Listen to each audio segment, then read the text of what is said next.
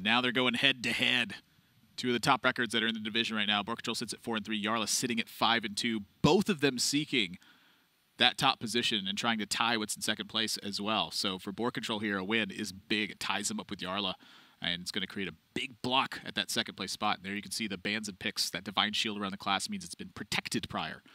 So it's ineligible to be banned. And you know what you do, Admirable, when the chips are down and you're fighting for first place in the division? What's that, Sottle? You protect your priest. That's right. And then what do you do after you protect your priest on both sides? You queue your priest. That's right. And then what do you do after you queue your priest?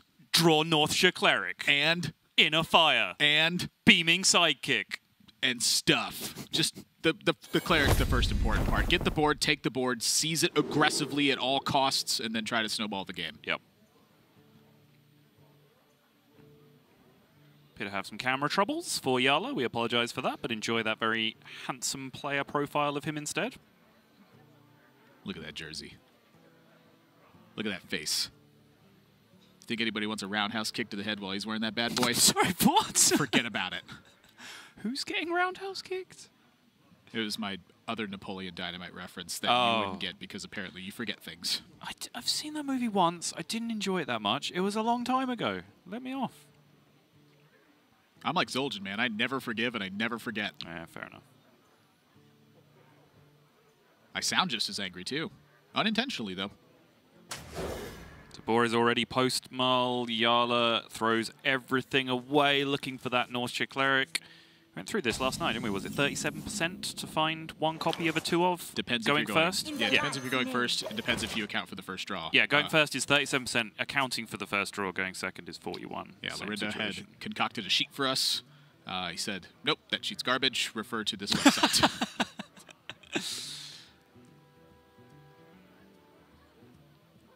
Which often makes me question this idea of like, everyone has this idea of like, oh yeah, this deck's favored against priest. And then you ask them like, okay, well how does it kill a cleric on one? Oh no, you can't kill a cleric on one. Okay, well they have that 40% of the time. So how are you favored? This is why I put Mad Bombers in my deck. Let's go. Hit it 3 times. Woo! Is someone injured?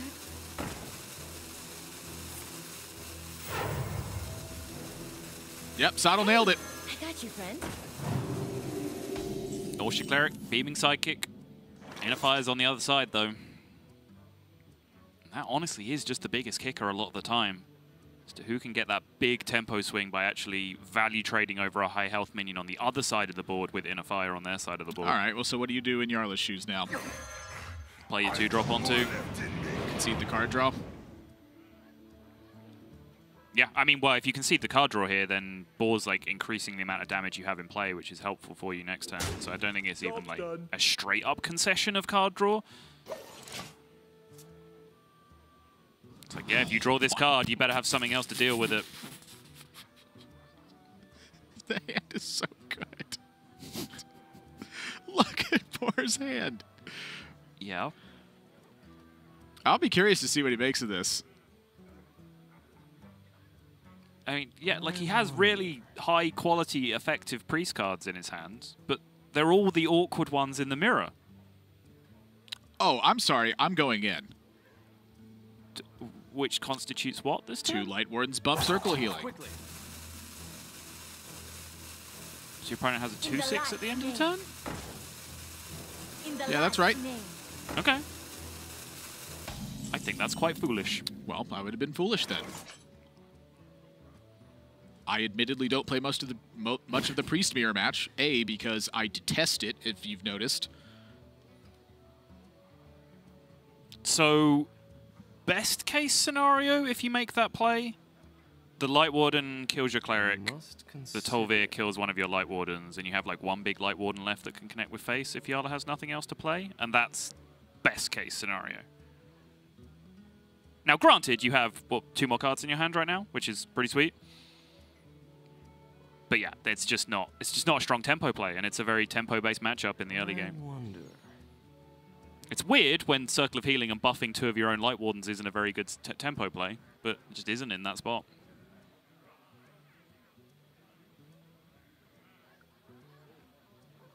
Yeah, I suppose the exact punish would be Nephroset Ritualist. Like, you get pretty massively punished by that card.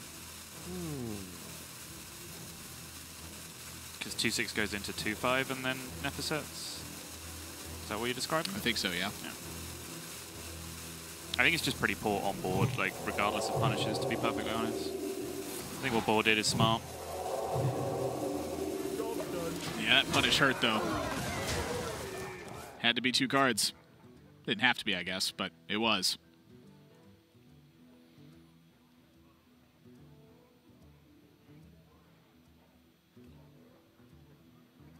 It's just heal. The Light Wardens get buffed and can take that out very easily, but... I wonder... Blade Master Circle presents the same kind of problems as last turn. Like, yes, you get that nice trade into the 6-6 still with your buff Light Wardens, but their Light Warden becomes a 5-2, so it's doing a pretty decent job of contesting the Blade Master straight up. Well, you just use your other Light Warden then, right? Oh, your Light Warden's... Yeah, you trade off Beaming Sidekick and Light Warden, and then trade off the Light Warden and Light Warden. You 4-7 versus nothing. Oh, sure, because your Light Wardens are getting double buffed as well in that way. The issue with that, of course, is thinking about Ahmet. Right.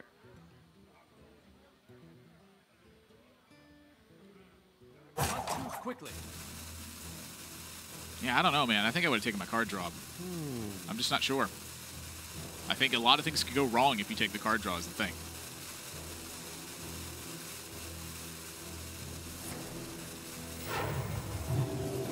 Oof.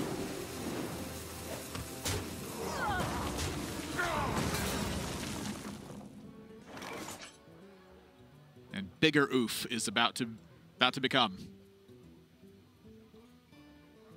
Yeah, Boar is going to find himself a long way behind after this turn. He's still going to have that same Circle of Healing problem that he's had the entire game because that Light Warden is not going anywhere anytime soon. In fact, the problem's about to compound because there's about to be injured Tolvirs in play as well over the next couple of turns, even if it's just jam Ahmet this turn, which I think is a justifiable play as well. The one thing I'm trying to demonstrate with suggestions is that your decisions have major impact. Oh, yeah. Like extreme amounts of impact. Yep. And so you can imagine the player pressure's under when they're just having to guess about ranges. And almost any way you take it, there's something that punishes you. When that's the case, at some point you got to throw caution to the wind, and I just don't know when that is. I really do not. I think the turn 3 circle play was a lot more justifiable, where you then went 5-2 and 1-2 into their Tolvir and then traded off the 2 remaining Light Wardens. Just had 4-7 against nothing. I can still understand why you turn it down. Ugh. Second circle does make the first one look silly, but it doesn't change whether it was right or wrong in the first place.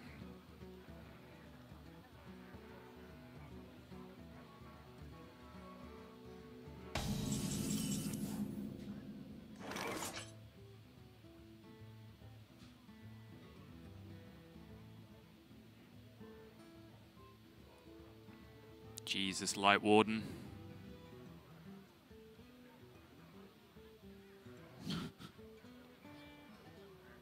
I wonder.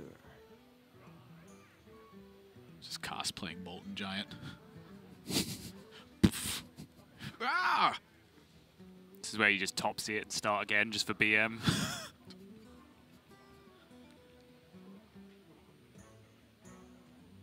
I think Jarla's seriously considering, you know, what it looks like to hold Ahmet or what it looks like to pick off the injured.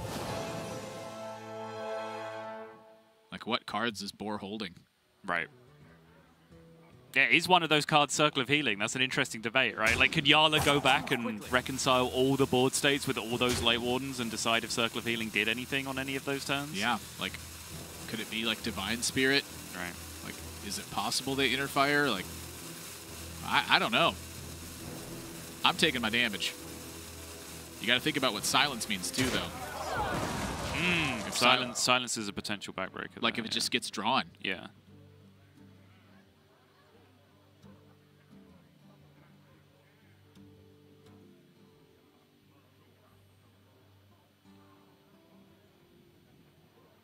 I see a dark future.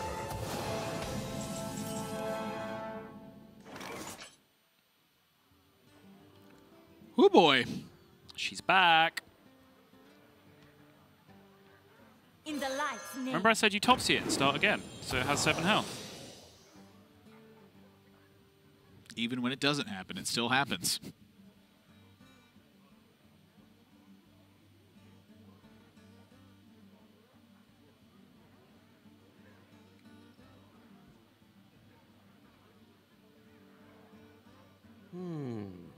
Last card in hand for Jarla. Do you want to use it just to stop any nonsense from happening? You're always fearing buffs, right? Like, that's the whole point of Boar having these cards in hand now, is Jarla's still doing a guessing game on the range. Yep.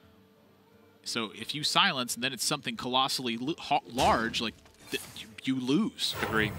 Like, you then need to draw your thing. Agreed. So to me, it says, I'll start bumping a lot. That builds up into the Light Warden. It offsets the buffs that could potentially happen. And now it's a liability. And if your opponent has the card Circle of Healing in their hand, you've left a bunch of minions injured here, so Circle of Healing rips off to heal up the Armet, which is what they want to do. And in the meantime, well, your Light Warden then just kills anything they play next turn anyway. That tells me that Jarla has sniffed out all the possibilities and perhaps even identified. You know what? He thought a lot on that Northshire Cleric. Maybe it is just Circle of Healing.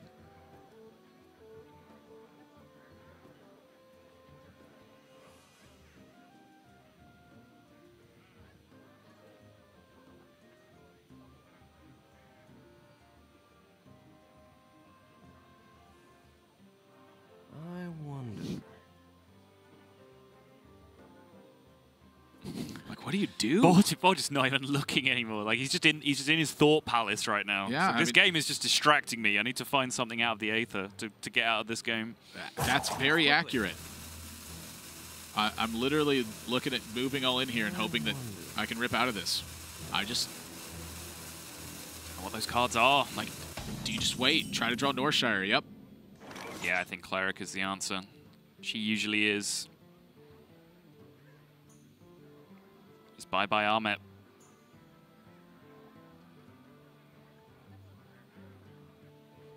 I think as in control as Jarla will have felt there, even he will have been surprised as to just how well that went.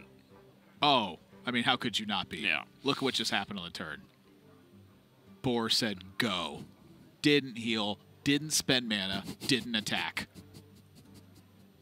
Taunt in the way, can't hit face, healing face does nothing, Like, buffs the Light Warden. All of his cards are actively bad for his situation. It's like the worst turn of Hearthstone that could happen, like in a vacuum. Yep. Just an actual cursed image. Quickly. I must consider it.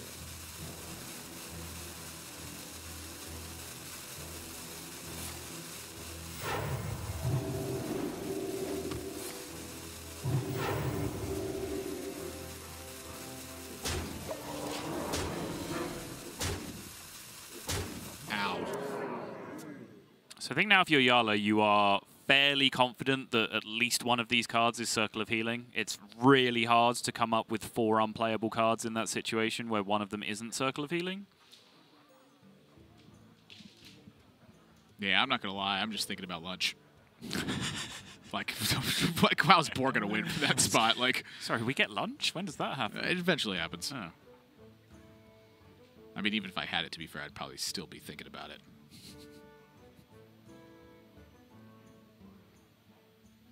Just like, what can you do?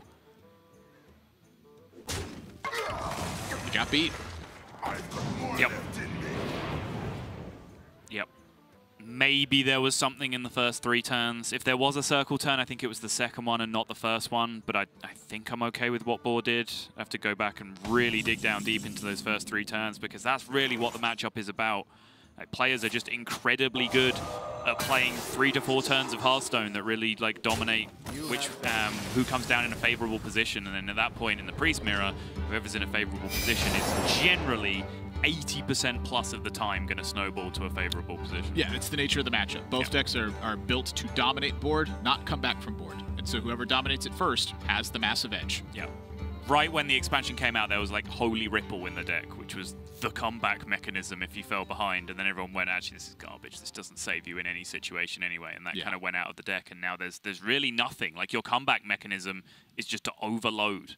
Like, create board tension that the opponent can't deal with just, you know, Bomb Samdi and then Armet and every 1-drop in your deck and just put 28 points of health on board or more and just hope they can't deal with it. That's your comeback mechanism. Don't work against Priest. They're just going to murder you. They're doing the same thing. Yep. All right, so that's game 1 in the books between Jarla and BoarControl, our featured match of the day. Jarla's got the 1-0 lead. We got to go to a quick break. So when we come back, we're jumping back into this. It's our 4th match of 6 because it's Sensational Sunday, the bonus match is taking place. Stay tuned.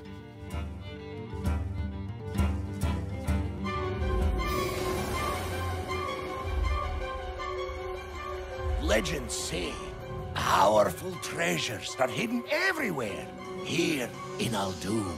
If we hope to defeat Rafam, we'll need as many as we can get.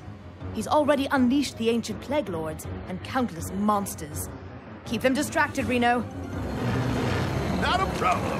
This plan is totally gonna work. Ain't that right, Finley? Oh, yes! I have them right where I want them. There is an artifact here. The name is... The Scales of Justice. Oh, it must be really fancy. only to be used in a time of great peril. Yes, I think this qualifies. Hey, look, Finley! You've lured one of the Plague Lords! Take this, fiend! In the face! Yeah! Hey, guys! Get that treasure! We've got a Plague Lord to destroy! Yes, please, hurry! Not to worry, Finley. We just push this thing right here. No, that's a trap! Watch out! It's all good. I am finally tired. Gracious me! What we actually need to do is press this. And there.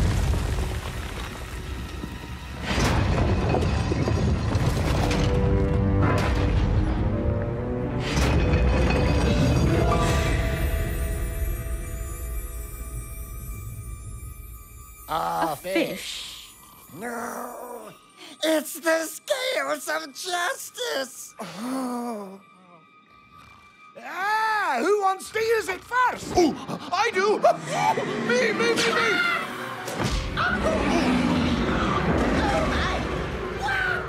On second thought, maybe give it to Finley? All you had to do is hold a rope. Here we go, blaming the tall, ruggedly handsome guy again.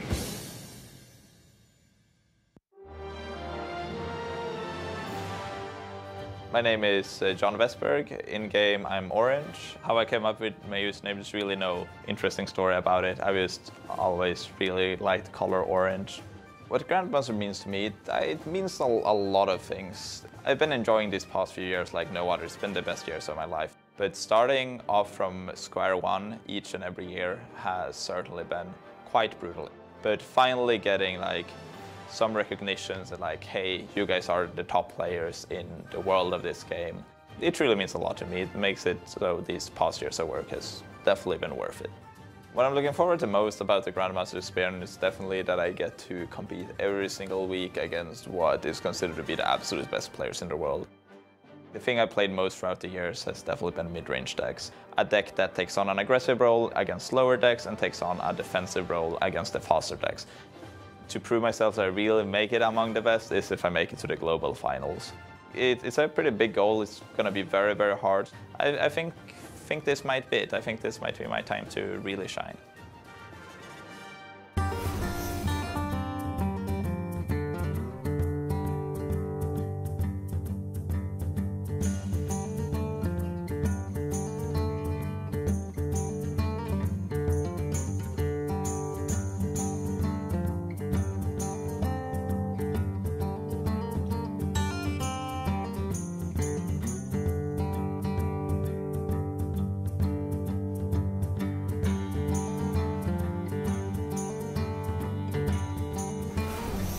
Welcome back to Hearthstone Grandmasters for Europe. It's Sensational Sunday here with 6 matches, and we are amidst our 4th right now, our featured match of the day with Jarla taking on BoarControl. I'm Nathan, that's Admirable Zmora, joined by Simon Sottle Welch. And Sottle, we got a Paladin Mirror match that's coming up in front of us. And this one I love to watch because there's nothing like drawing a ton of cards and then doing a heaping pile of damage at the end. And it sounds like Patron Warrior. You got me excited. Exactly. Yeah. Holy Wrath Paladin is a deck that I've enjoyed a lot recently. The Mirror is one of the weirdest matchups that I've had to play. Just generally playing it on ladder. I haven't put any like high-level testing into it, for example. But there are a lot of weird breakpoints that can happen, and the reason why things got a little bit weirder is Zephyrus. Like, that kind of changed the game plans that people could go for in certain spots. Because previously, it was just a straight-up card draw race, and then essentially whoever activated their timeout first was going to lose. Because then you just exchange timeouts back and forth until someone is finally vulnerable, and they take 25 and they die, and that's just what happens, and you move on. These days, there are actually two kickers. Zephyrus, I can say, does create some different game plans where lethal is threatened from like 29 or certain situations that weren't being threatened with lethal before. Secondly, High Priest Thakal actually changes that equation a lot as well, because if you can get that down early, get 29 armor, and then start piling health back up on top of that, suddenly you just don't have to time out anymore, because your opponent just isn't going to kill you with Burst from Hand in one turn.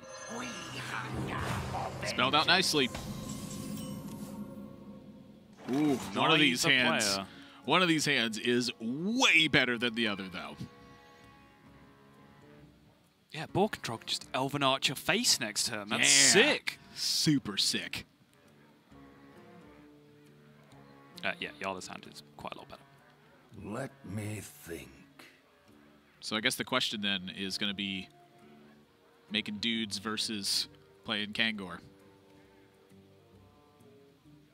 Kangor is a big clutch point to go alongside that High Priest Thakal if you do end up going down that route.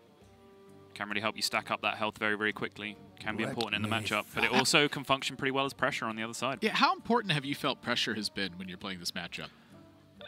Moderately so. It's really hard to give like soundbite answers to like how you're supposed to play out the matchup, because it's very similar to the sort of thing we were talking about in the Warrior matchup, where it's like, well, say like Bomb Warrior, for example, like if you have a Turnium Rover shield block in your opening hand, like, oh, maybe I play more for armor this game. If you have like a curve of aggressive things, oh, maybe I play more for damage this game. I think a lot of it is looking at the quality of your hand, assessing your speed of getting through your deck, and then saying like, how is this speed versus the average speed that my opponent draws? And then what sort of role am I in the matchup? It's just really, really tough, honestly. And that one Christology goes a long way to fix the discrepancy in quality between these two hands.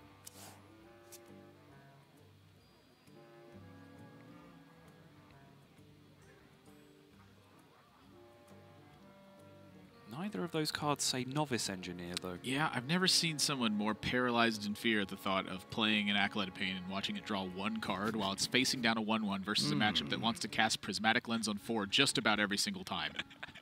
That would have cost me a coin. I love Boar's faces. He's just so into it, and I love it. Yep. He cares. That's the takeaway from BoarControl. He cares a lot.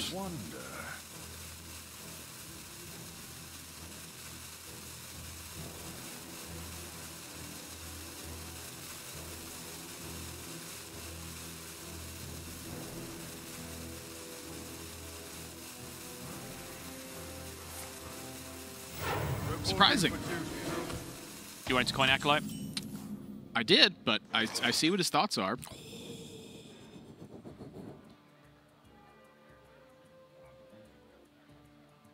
It's business time for Jarla.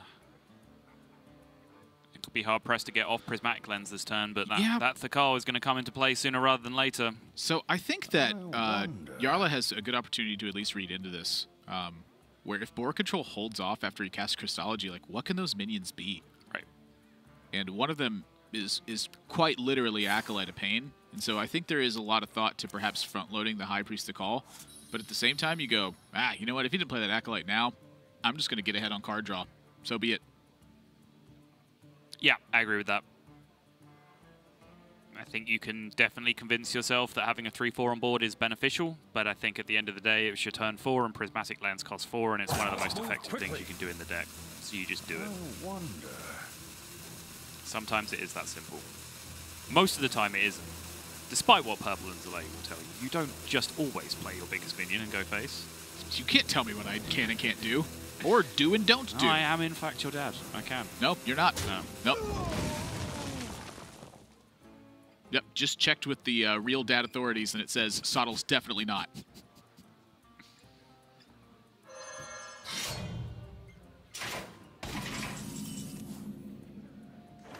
The way the rest of this show's been going was any indication, I was expecting a voice in my head then. Just going, no, just checked. You are, in fact, his dad.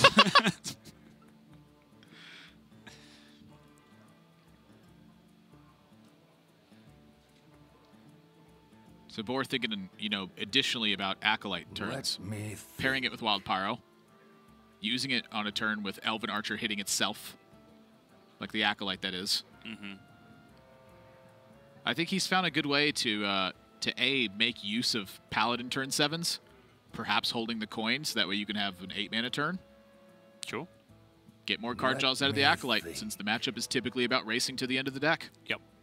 There's also a balancing act with Acolyte of Pain where the earlier you play it, the more an idea of overdrawing it becomes from your opponent.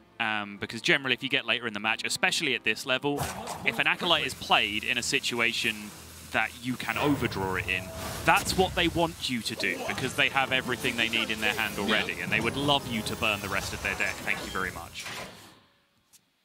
But early in the game, there's no way they just have Shivala, double Banker, double Holy Wrath in their hand already. So, like, you can potentially take the option of burning some cards away from an Acolyte of Pain if it comes down too early. Unless they do. Unless they do, then you've got to think really, really long and hard about it.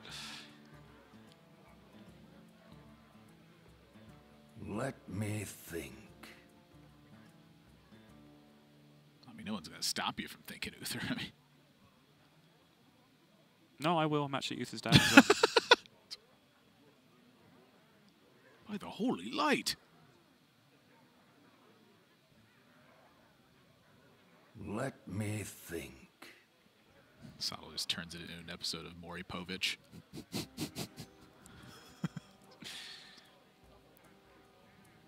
Excuse me, I'm British. I'll have you know it's called Jeremy Kyle. Oh, excuse me. I wonder. Yo. Yeah, I think that's smart. It's about the most damage Shrink Ray will take off the board this game. If you're not using it on a Shivala, that's about the next best thing. It's also just a clunky card that you can't really keep in your hand. Yep.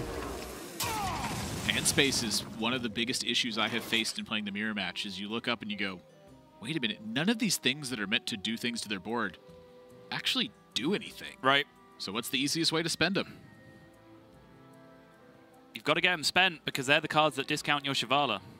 If you don't cast your Shrink Rays and your Equalities and your Hammer of Wraths and things that function as removal spells, that Shivala is not getting any cheaper. Can't just keep chipping into it with 2s and 1s.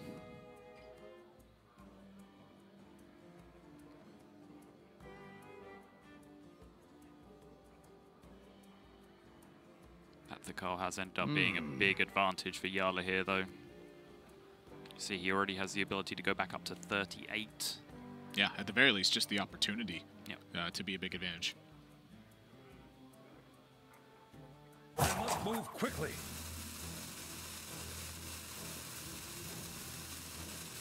Let me think. I think he's trying to find a way to combine True Silver swings with Flashlight, Crystal Smith Kangor. Right. At the same time, perhaps threaten a second True Silver swing with it. There is another Flashlight in the deck. And I believe Jarla is on 2 True Silver Champions? Yes, he is. BoarControl just on 1.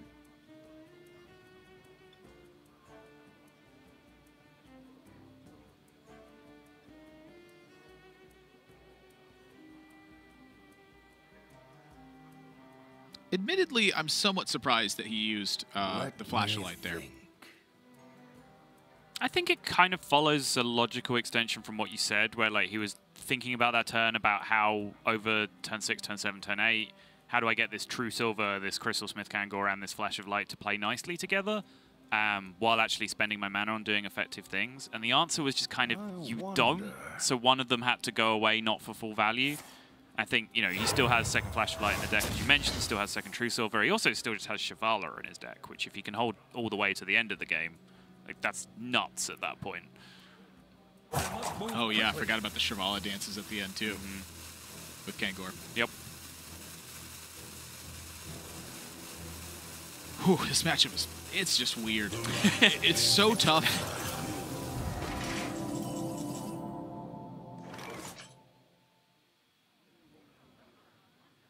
The nightmare turn. Can he make it not look like so?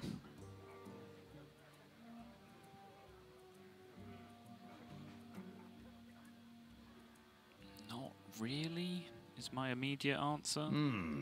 Prismatic Lens I don't think is safe. Just depending on what comes off it, he might just not be able to spend another card this turn. I'd say that, he could, but no. He could play a Banker, he could play Crystal Smith Kangor, could play Acolyte Pain with a full hand. I wonder. All of those things are terrifying.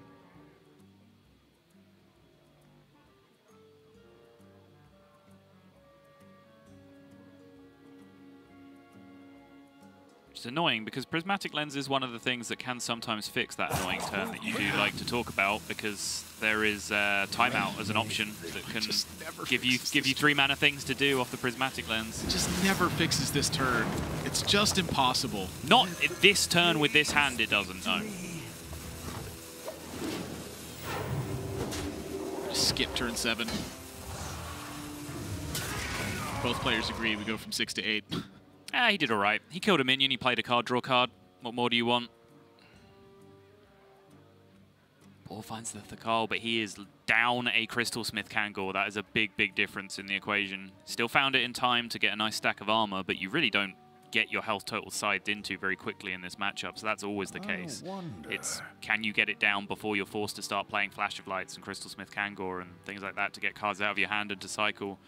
That answer's been kind of a no for BoarControl. Still just be enough, though. You don't need Thakal to be able to heal you up afterwards to, you know, 50. You just need to be able to get up to, like, 30 again.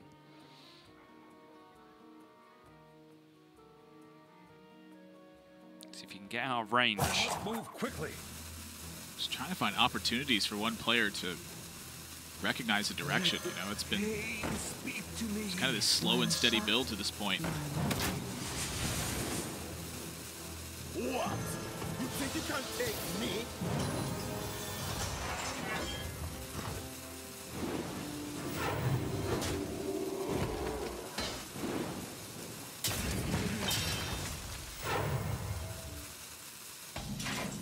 Board just saying, I am not going to risk an overdraw. End of story.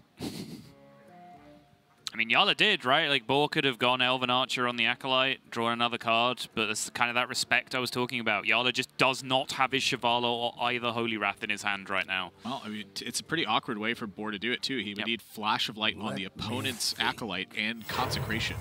Or a Wild Pyro turn. It would have to be one of those two if he was going to force an overdraw. And I don't think it's unrealistic that your opponent, you know, has gotten Jarla and 2 Holy Wraths. Yeah, that's what I mean. It's just costs a lot. You just kind of get the respect of just at a high level. You're like, yeah, right, he wouldn't risk it in that spot. Not that that was a particularly risky spot to do it anyway, but you can just get away with it in certain positions. It's also the cost benefit versus, you know, failure rate and success rate. If you succeed, you know, it succeeds X%. You win those. When it fails, whoa. Like, you just turned something that could have been even into, like, a colossal disaster. Let me think. Honestly, fairly slow game in terms of card draw on both sides up to this point. Going into turn 8, 12 cards left in each deck.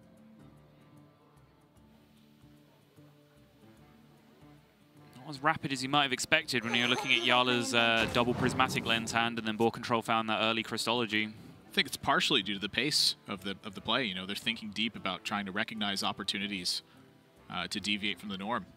What signals can I get that perhaps leads me to do something fancy and get a payoff as a result? You know, we're on turn 8. This game's been in play for a while. You know, you put this as Casey versus Casey. Be on game 6 by now.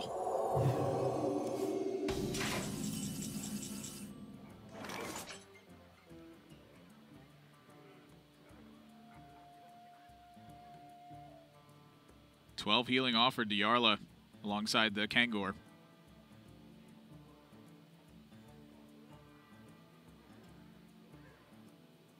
Let me think.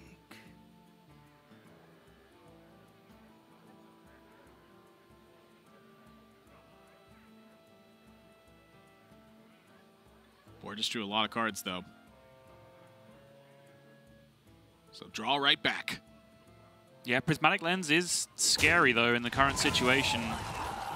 2 Holy Wraths in the deck and a Shivala in the deck. Yeah, that could be the kind of risk that Jarla's unwilling to take at this point. Especially when the call's not there. You've thinned out some of the one attacks. Mm-hmm.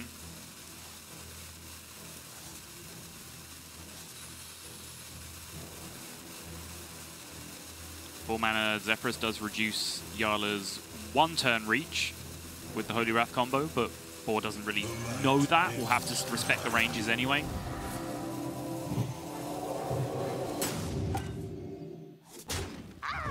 You can see just from that, like, how many of the expensive spells have had to have been drawn and cast already, just for the Shivala to cost 2 in Jarla's hand.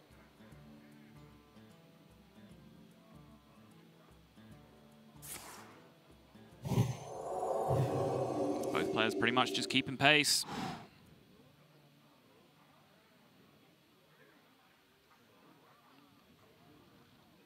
Now that's 10 in hand for Boar, which means something has to be spent to not overdraw here. Also just kind of wants to deal with this Crystal Smith Kangor. Unless he wants to burn a timeout, that's not happening. Nope.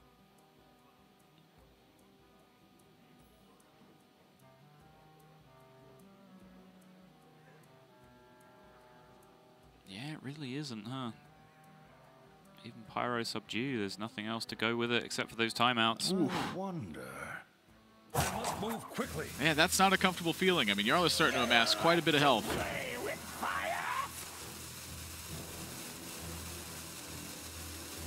Oh boy, he's risking the overdraw. This goes to show he feels like he's in a bad spot. He is. A crucial burn that can come out the next turn here for BoarControl.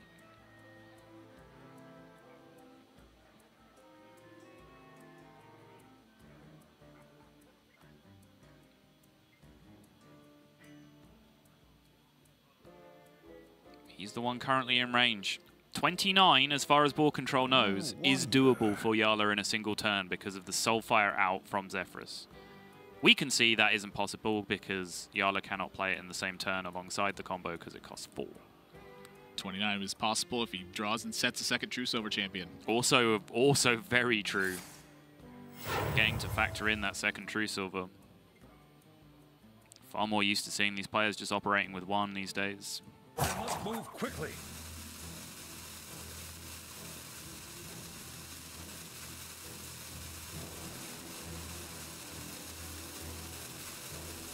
Everything just feels so tense. I wonder. Yeah, it's Holy Wrath Paladin for you.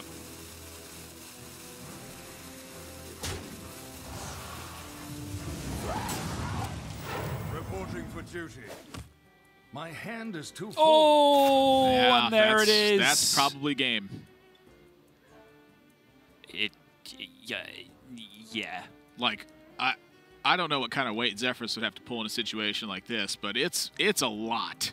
Yeah, find a way to count to 46 here. Because 25 plus 15 from Ashbringer is still only 40. He's still short. 42 from the Consecration. Jarla still has Shrink Ray. Like, how do you connect?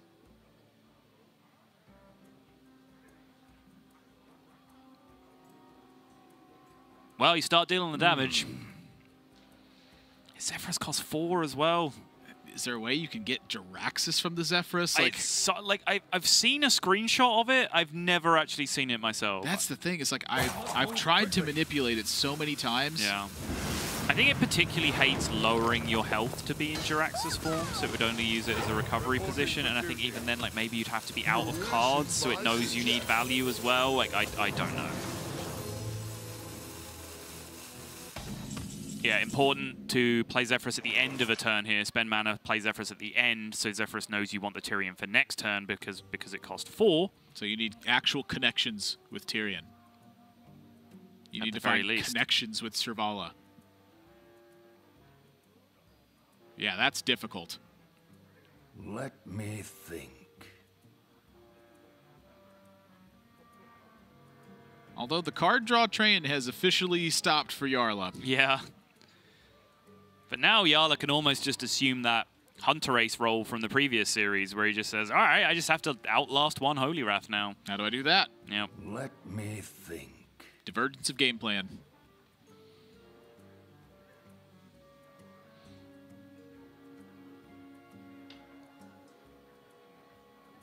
I must move quickly.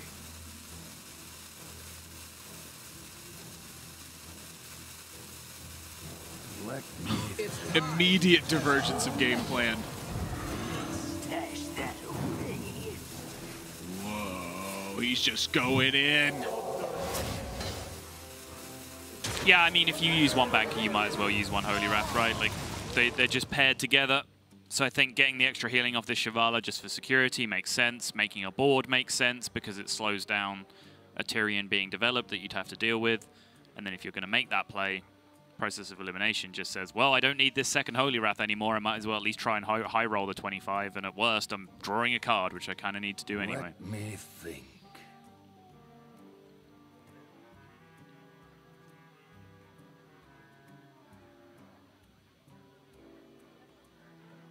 Where's the remaining duplicate for Jarla at this point? Zeph wasn't active last turn, right? Excellent question. Let me check. I wonder. Currently looking. And I don't see it, but I may be blind. Wild Pyro. Oh, wow, it is, yeah. Yeah, good catch. I must move quickly. Yep, it's the only one. Pretty decent card to be buried in the bottom of your deck, honestly, if any of them are going to be, at least in this matchup. It's not super useful to you. Divergence of game plan. Yeah. Just got to win the board with Shivalas.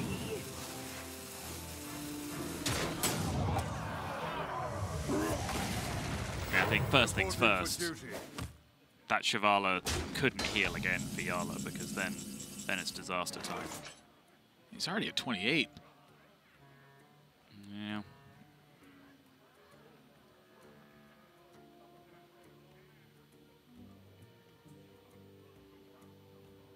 So Jarla with things to think about. So he knows the Tyrion's still there. Zephyrus still isn't active, so that's not an option this turn. I mean, you were clearly holding Shrink Ray for something. When's it really getting better? Yeah. And how useful is a timeout now that you don't have to play around 20, 50 damage from board in consecutive turns? Like, yeah, sure. How effectively can you use that card? That's a good thought. I think I like just dealing with this board now, though. Tree Silver start pushing damage face again, so you can set up for your own lethal. I'm kind of wondering if you need to do that at all. Well, you're down a Holy Wrath as well, right? So if you're not at least threatening lethal, then the game does kind of restore some element of parity where you're just running a fatigue race, both of you. So I do think Jarla has to continue to be threatening where he can.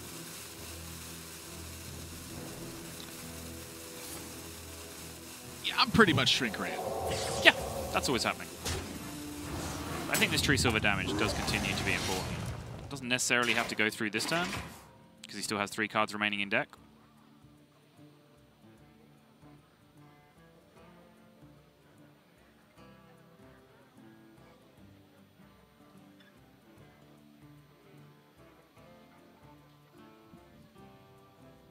Banker the banker.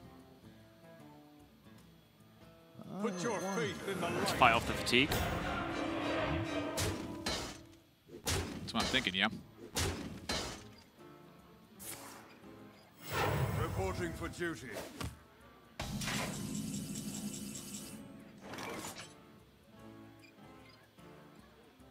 No clear from Jarla. Last 2 cards are just both Wild Pyromancers. What in the world? I feel like we've been seeing this so We have, often. yeah, we have, genuinely. I think there was a one game where Tice was active with 11 cards left or something, and then outside of that, I think everyone has been running fairly below average on their cards being activated, or their Highlander cards being activated, I should say. What are Boar's last 2 cards? I'm really looking at this banker plan and being like, yo, we got to make something happen. I wonder. His last 2 cards are Jarla and something, right? If this banker lives, I think you have to think about banker in the banker. Let's move quickly. Especially if you don't draw Jarla, then you just get to launch the 25. I wonder. Yeah.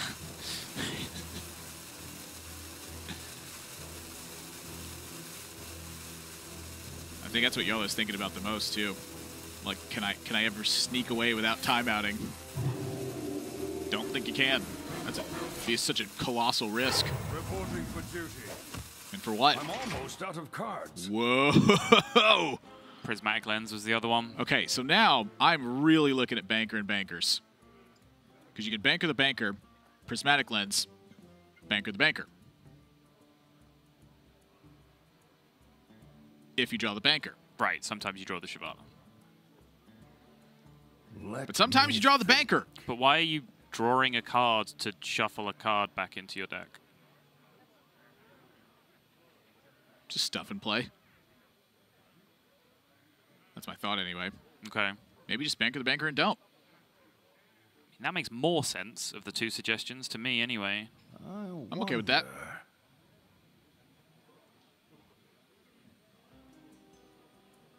The problem is, Boar knows that he hasn't seen a Wild Pyromancer yet this game, so I don't think he has any illusion that any board he makes this turn sticks around.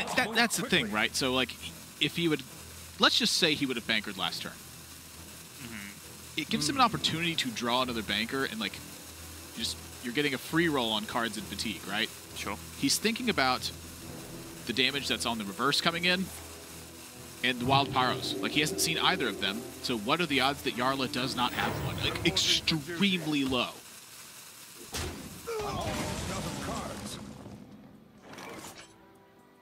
Like, the way you get a payoff from that is just by actually drawing it again on that immediate turn.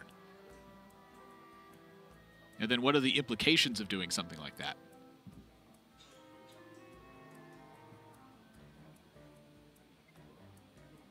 I wonder.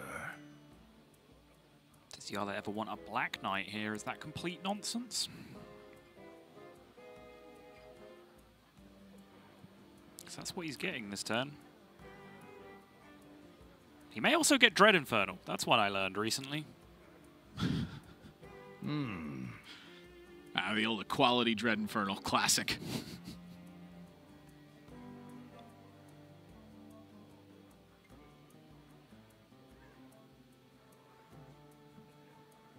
Let's move quickly.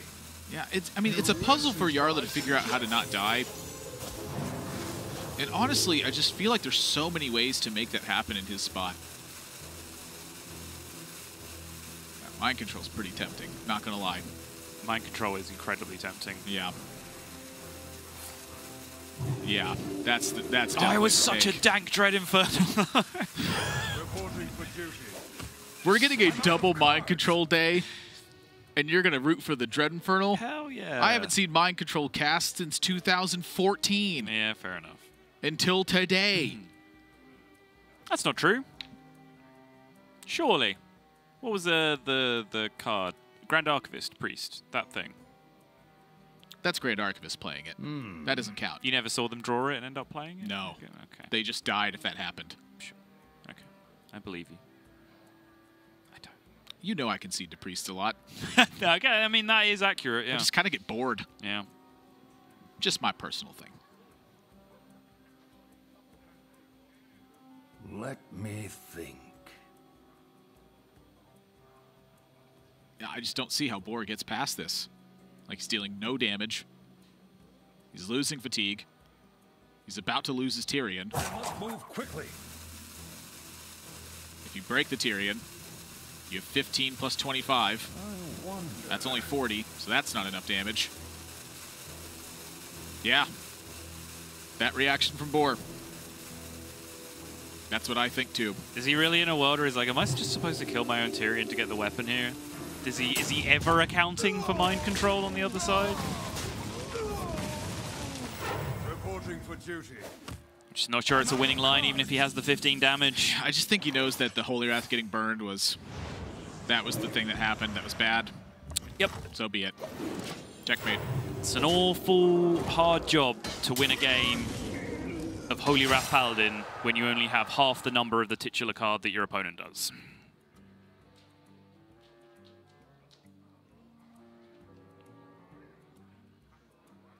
It's time to test your metal.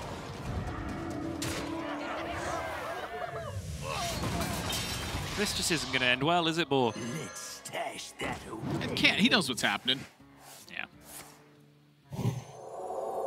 Let's see if Jarla blunders. Yeah, sure. I respect it. If the second one gets played, Jarla has Pyro Equality. If the second one doesn't get played, Jarla has his own Shivala to just take care of the only real threat on the board from the other side. It does create an awkward stance, though.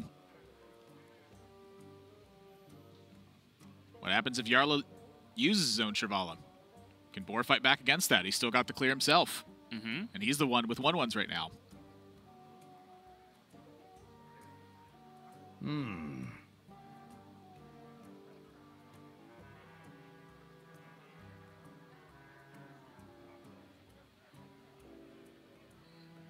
Yeah, he's also the one that's about to be at 14 instead of 29. Still have a Shivala in your hand. All right, 21 instead of 29. I wonder. Saying all it takes is one misstep.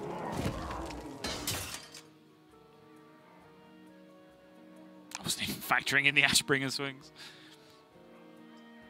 I must move quickly. Yeah, thinking like Pyro Equality is just good enough here. Smart. Sure. And now how does Boar recover? His 1/1s are now checked. Oh, Jarla not even going to give him the opportunity to attack with Shivala. Yeah, it's an interesting dynamic, right? Like whether you want to allow your opponent to build up some 1/1s on the board that might be able to change the clock versus whether you want them to heal with the Shivala, which also changes the clock. It's kind of interesting to me. The way I was looking at it from Jarla's side was if you make a 1/1, you just bump their 1/1 every turn. They can't do anything about it. If they make the Shivala, well, you have a Shivala. So then what? Oh, no, Jarla doesn't want him to heal because he just has lethal next turn. That's the kicker. Boar's at 32, right? That's 26 behind there. Oh, is he? So the weapon swing goes in, he's down to 27, Holy Wrath does 25, the Teak does 3, he's dead. Yeah. Yeah. Okay, I wasn't factoring in the Ashbringer either then. Yep. He just did. All right, there you go. Suppressed it then. I was just looking purely at fatiguing them at this point. I love those games. The victory is yours. Yep. And Jarla just kind of gives, all right, thank you, it's over. I can breathe again.